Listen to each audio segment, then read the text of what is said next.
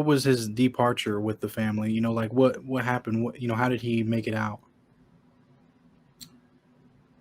Well, that's that's not a story that could be put in a nutshell. I mean, that's a long drawn out history of how the Bonanno Wars in the '60s, and how like I was mentioned before, the hit on Lucchese and and Gambino, the whole Joey Gallo, the Crazy Joe, the Gallo thing, and Joe Malioco. I mean, that is all. It all culminated in him, in him leaving, because they basically caused dissension amongst the families, and even within the Bonanno family, there were some people that believed that he did that. He wanted to take over. Take over the commission, take over Arizona, take over California. I mean, part of the members of his own family believed that. So it tore him apart, and he wanted no part of that, and that's why he said, "Hey, I'm going to wash my hands of this, and I'm out." And since he was one of the original commission members, um, because they knew they did their due diligence. The commission members, the other families. I mean, these guys were. I mean, everybody thinks of them as just big thug, idiot gangsters, but the head of these organizations were pretty sharp, shrewd guys, and they did their due diligence. They looked into the story. They had, guys investigate, and they came back with, they knew that Joe Bonanno wasn't involved in that plot to kill those guys. And even though, they knew it, they weren't going to, put a hit out on him, knowing the truth. They went along with letting him, basically banishment. And, that's, at least that's from my perspective, that's the way I see it. Yeah. So then he was able to, like write the books, like you said, and not have to worry about, these guys coming after him because he didn't like you said, implicate anyone, or he He didn't. didn't implicate anybody that was alive. Yeah. Right, You know, right.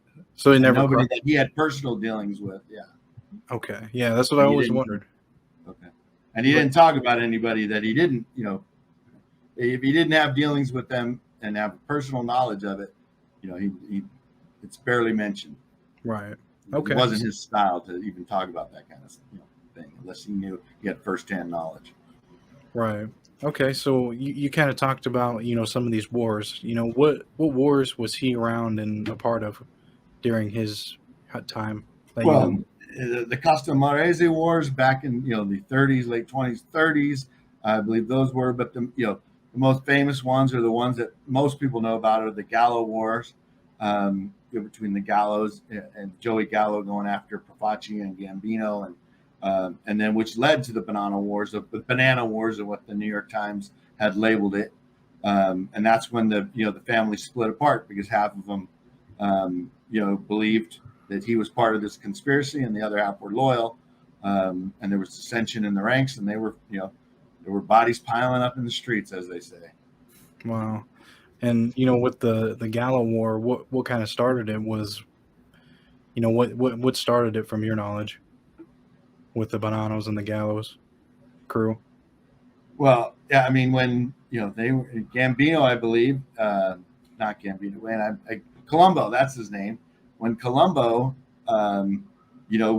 said that that my grandfather had sanctioned the hit on Gambino and Lucchese, that's what started it for sure. But that wasn't true.